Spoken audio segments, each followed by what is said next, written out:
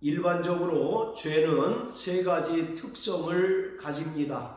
그 첫 번째가 바로 반복성입니다. 그리고 두 번째가 확장성이고 세 번째가 죄의 전염성입니다. 반복성은 말 그대로 동일한 죄를 반복적으로 짓는 것을 말합니다. 마치 다람쥐가 쳇바퀴를 돌듯이 우리는 죄를 범했을 때 하나님께 돌이켜 회개함으로써 하나님께 용서함을 받지만 어느 틈엔가 동일한 죄를 반복적으로 짓고 있는 자신을 발견할 때가 있습니다. 이러한 죄의 반복, 죄의 악순환을 가장 분명하게 보여주는 성경이 바로 구약 사사기입니다.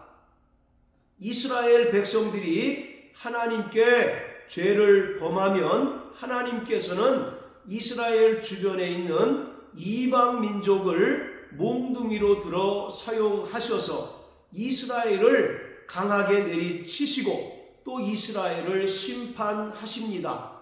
그러면 이스라엘 백성들은 이방인의 압제가 너무나 괴롭고 고통스러운 나머지 하나님께 나와 자신들의 죄를 통렬하게 회개합니다.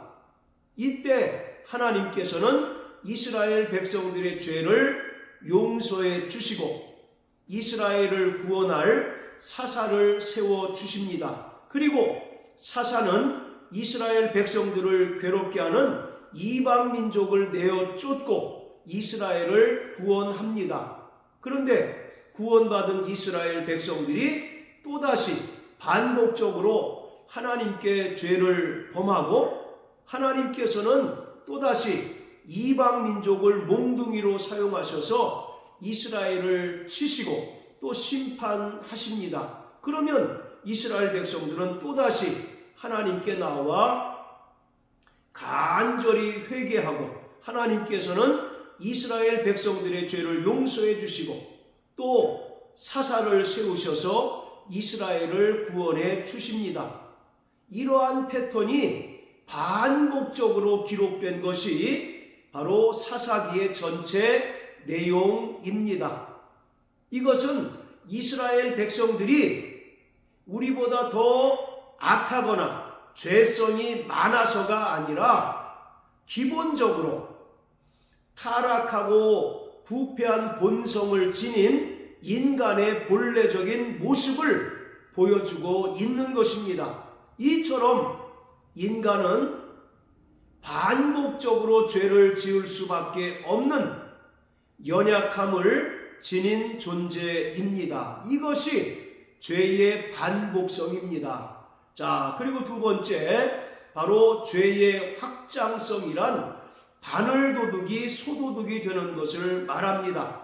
우리가 처음에 죄를 지을 때에는 신앙 양심과 갈등을 빚고 신앙 양심의 거리낌을 갖지만 점점 죄에 대하여 무뎌지고 또 죄 짓는 것에 대하여 담대하여져서 더 악하고 큰 죄를 범하게 됩니다. 이런 자들은 자기 양심에 화인 맞은 자들이라고 성경은 말합니다. 디모데전서 4장을 보면 자기 양심에 화인 맞아서 외식함으로 거짓말하는 자들이라고 말합니다. 죄에 대하여 무감각해져서 죄를 죄로 인식하지 못하고 오히려 죄 짓는 것에 용감해지고 또 죄 짓는 것에 담대해져서 처음 죄보다 더 크고 영향력이 있고 악한 죄를 짓게 됩니다. 야고보 1장 15절을 보면 욕심이 잉태한 즉 죄를 낳고 죄가 장성한 즉 사망에 이른다라고 말씀하고 있습니다. 구원받은 성도라 할지라도 성령의 소욕에 이끌려 살지 아니하고 육의 소욕을 따라 살아가게 되면 반복적으로 또 그 죄를 크게 짓게 됨으로 인하여 구원을 상실하게 되고 하나님 나라에 들어갈 수 없게 됩니다. 이것이 바로 죄의 확장성입니다. 자, 그리고 세 번째, 죄의 전염성은 코로나 바이러스가 다른 사람에게 전염되는 것처럼 내 죄의 악영향이 다른 사람이나 교회 공동체에 전염이 됨으로 인하여 교회 공동체가 영적인 순결과 영적인 거룩함을 상실하는 것을 말하는 것입니다. 고린도전서 5장 6절에서 사도 바울은 적은 누룩이 온 덩어리에 퍼지는 것을 알지 못하느냐라고 고린도 교회 성도들을 책망하고 있습니다. 적은 누룩이 반죽에 들어가게 되면 그 반죽을 부풀게 하는 것처럼 적은 죄가 다른 사람을 죄로 오염시킬 수 있고 또 교회 공동체를 죄로 전염하게 함으로써 교회가 결국 죄로 오염되게 만드는 것을 말하고 있습니다. 자, 마태복음 13장을 다 같이 보시겠습니다. 마태복음 13장 33절입니다. 또 비유로 말씀하시되 천국은 마치 여자가 가루 소말 속에 갖다 넣어 전부 부풀게 한 누룩과 같으니라. 마태복음 13장은 예수님께서 말씀하신 천국에 관한 비유입니다. 그런데 33절은 예수님께서 천국을 가루 소말 속에 갖다 넣어 전부 부풀게 한 누룩으로 비유하셨습니다. 어떤 이들은 여기서 말하는 누룩을 교회의 내적인 성장 또는 질적인 성장을 이야기하는 것으로 생각을 합니다. 그러나 분명히 알 것은 성경에서 누룩은 거의 대부분이 부정적인 개념, 부정적인 이미지로 사용되었다는 것입니다.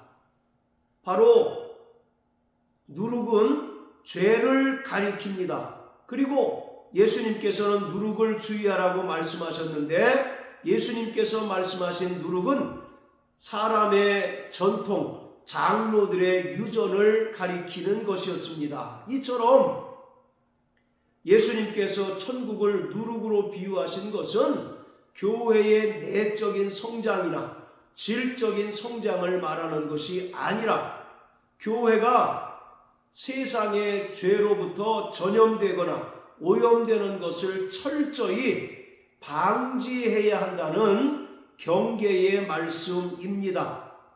교회는 이 땅에 세워진 그리스도 예수의 영적인 몸입니다. 그리고 교회는 이 땅에 세워진 하나님의 나라입니다. 따라서 끊임없이 세상 임금인 마귀와 마귀의 세력들은 이 땅에 세워진 그리스도 예수의 영적 몸인 교회 그리고 하나님 나라인 교회를 무너뜨리고 죄로 오염시키려고 혈안이 되어 있습니다. 그렇기 때문에 교회는 더욱더 진리의 말씀에 굳건히 서서 영적인 순결과 영적인 거룩함을 지키고 유지해야 합니다. 고린도전서 3장 17절에 보면 하나님의 성전을 더럽히면 하나님께서도 그 사람을 멸하신다라고 말씀하고 있습니다. 이처럼 세상 임금인 마귀의 세력들은 하나님의 성전이요 또 그리스도 예수의 영적 몸인 교회 공동체를 무너뜨리고 또 죄로 오염시키려고 혈안이 되어 있습니다. 그러기에 사도 바울은 철저히 교회 공동체가 죄에 대한 연대 책임, 연대 의식을 갖도록 고린도 교회 성도들에게 권면하고 있습니다. 2절에서 너희가 오히려 교만하여져서 어찌하여 통한이 여기지 아니하였느냐, 그리고 그 일 행한 자를 너희 중에서 물리치지 아니하였느냐 라고 고린도 교회 성도들을 책망하고 있습니다. 고린도 교회 내에 발생한 음행 문제를 고린도 교회 성도들은 한 개인의 일탈이나 죄로 치부하였지 그것을 교회 공동체 전체의 문제로 인식하지 않았던 것입니다. 그래서 바울은 너희가 그것을 통한이 여기고 회개하지 않은 것에 대하여 책망하고 있고, 또 그러한 자들을 교회의 권위로 출교하지 않은 것을 바로 책망하고 있습니다. 자, 고린도전서 12장입니다. 고린도전서 12장 24절부터 27절까지입니다.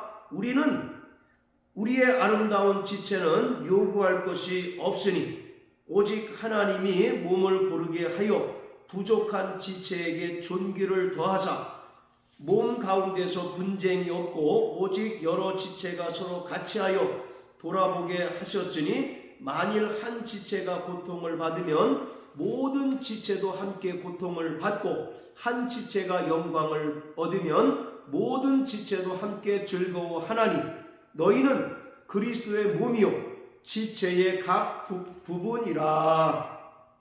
자, 하나님께서 우리를 그리스도의 몸된 지체로서 존귀하게 여기셨다라고 말씀합니다. 그렇기 때문에 너희는 서로 같이하여 돌아보아야 한다라고 25절에서 말합니다. 그러면서 만일 한 지체가 고통을 받으면 모든 지체도 함께 고통을 받아야 하고 한 지체가 영광을 얻으면 모든 지체도 함께 즐거워해야 한다라고 말합니다. 왜냐하면 교회는 그리스도의 몸이요 또 구성원인 성도들은 각각의 지체이기 때문입니다. 이와 같이 이러한 음행의 문제가 한 개인의 문제가 아니라 교회 공동체 전체의 죄의 문제로 인식하고 철저히 회개하고 또 음행을 저지른 자를 권면하되 이가 끝까지 고집을 부리고 돌이키지 않을 때에는 교회의 권위로 출교해야 마땅하건만 고린도 교회는 이 같은 것을 하지 않았다는 것을 바울은 분명하게 지적하고 있습니다. 4절에 보면 주 예수의 이름으로 너희가 내 영과 함께 모여서 우리 주 예수의 능력으로 라고 말하고 있는데 이것을 한마디로 이야기하면 바로 교회의 권위를 말하고 있습니다. 교회는 7위의 기능이 있습니다. 교회의 영적인 순수성 또 영적인 거룩함을 해치는 그 어떤 세력이라 할지라도 교회의 권위로 엄히 경계하고 권면하되 그가 끝까지 돌이키지 않고 바른 길로 돌아오지 않는다면 이러한 자들은 교회의 이름으로 출교하고 또 내어 쫓아서 이방인이나 세리와 같이 여겨야 합니다. 이것은 교회에게 주신 권세이며 이것을 통해서 주님께서는 이 땅에 세워진 그리스도의 영적 몸인 교회가 더욱더 영적으로 순수하고 순결하고 또 거룩함을 유지할 것을 명령하셨습니다. 자, 그리고 7절, 8절은 성도 개개인에게 있는 누룩을 내어 버리라고 말씀합니다. 그뿐만 아니라 교회 공동체 내에 있는 그 누룩마저도 다 내어 버려야 한다라고 말씀하고 있습니다. 7절에 보면 너희는 누룩 없는 자다라고 말합니다. 이미 우리는 첫 아담에 속한 옛사람이 아니라 그리스도 예수 안에 속한 새 사람이 되었다는 것입니다. 그래서 우리가 날마다 새 사람이 되기 위하여 옛사람에 썩어져 가는 그 습관을 온전히 내어 버려야 하는 것입니다. 자, 에베소 4장을 보시겠습니다. 에베소 4장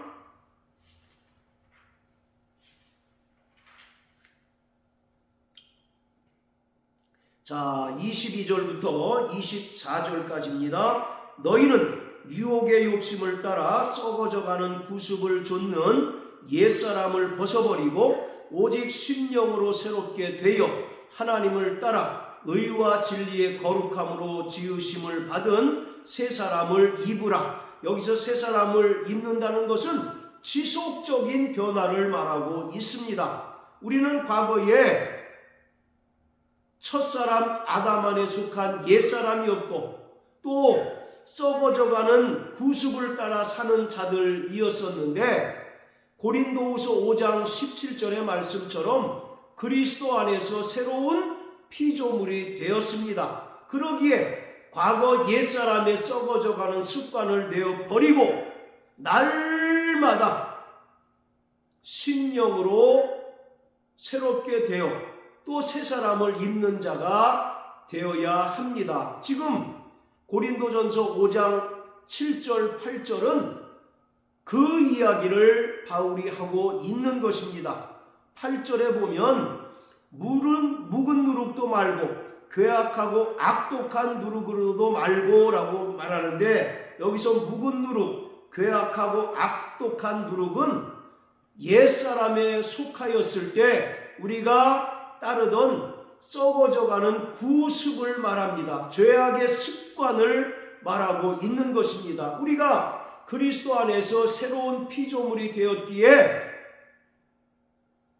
우리는 옛사람의 습관을 과감하게 내어 버려야 한다는 것입니다. 유대인들은 유월절을 지키기 위하여 반드시 집안 대청소를 합니다. 집안에 있는 곰팡이나 묵은 누룩이나 또는 여러 가지 부스러기들을 철저히 청소해서 깨끗한 상태에서 유월절을 맞이하고 유월절을 지킵니다. 우리는 유월절 어린 양 되신 예수님으로 인하여 누룩 없는 새 사람이 되었습니다. 그렇기 때문에 우리 안에 있는 죄의 습성들을 내어버리고 또 썩어져가는 구습을 따라 사는 그 삶을 청산하고 날마다 심령으로부터 새롭게 되어 새 사람을 입어야 합니다. 그럴 때 나 개인이 영적인 순결과 영적인 거룩함을 유지합니다. 그리고 그럴 때 교회 공동체가 영적인 거룩함을 회복하고 또 영적인 순결을 회복하고 또 죄에 대항할 수 있게 되는 것입니다. 바울은 철저히 이 죄를 개인의 문제로 치부할 것이 아니라 교회 공동체의 문제로 여길 것을 고린도 교회 성도들에게 권면하고 있습니다. 그래서 함께 죄의 문제를 해결하기 위하여 회개하고 또 끝까지 돌이키지 않는 자는 교회의 권위로 출교함으로써 그리스도 예수의 영적 몸인 교회의 영적인 순결, 거룩함을 유지하라고 말하고 있습니다. 당시 고린도 교회가 세워진 고린도 도시는 성적인 문란과 방탕이 극에 달한 도시였습니다. 그렇기 때문에 옛 습관을 끊어내지 못한 성도들이 교회 안에 들어와서도 동일한 죄를 반복적으로 지음으로써 고린도 교회 내에 음행이 큰 문제로 대두되게 되었던 것입니다. 그러기에 사도 바울은 성도 개개인이 이제 옛사람의 습관을 내어버리고 새 사람이 될 것을 권면하고, 또 교회 역시 세상 풍조가 유입되어서 죄로 오염된 교회가 아니라 바로 영적인 순결과 영적인 거룩함을 유지하는 고린도 교회가 되기를 간절한 마음으로 권면하고 있습니다. 사랑하는 성도 여러분, 우리는 그리스도 예수 안에서 새로운 피조물이 되었습니다. 그러기에 옛사람의 습관을 온전히 내어버리고 우리 안에서 죄를 끊어내는 자가 되어야 합니다. 이것은 인간의 노력이나 의지로는 도무지 불가합니다. 왜냐하면 인간은 기본적으로 부패하고 타락한 본성을 가지고 있기 때문입니다. 그렇기 때문에 우리는 성령 하나님의 도우심으로 말미암아 죄를 이기고 땅에 있는 지체를 죽이는 자가 되어야 합니다. 골로새 3장 5절에 보면 너희는 땅에 있는 지체를 죽이라. 곧 음란과 부정과 사욕과 음란과 탐심이다 라고 말씀하고 있습니다. 또 로마서 8장 13절 14절을 보면 몸의 행실대로 살면 죽으려니와 영으로서 몸의 행실을 죽이면 살리니 하나님의 영으로 인도함을 받는 자들이 곧 하나님의 자녀라고 말씀합니다. 오직 성령 하나님의 도우심으로 말미암아 우리가 죄의 소욕을 이길 수 있고 죄를 능히 대적하여 승리할 수 있습니다. 그러므로 날마다 성령 충만하여 성령의 주신 그 능력과 그 권능으로 죄의 소욕을 이기고 땅에 있는 지체를 죽이는 저와 여러분들 되시길 예수님 이름으로 축복합니다. 할렐루야.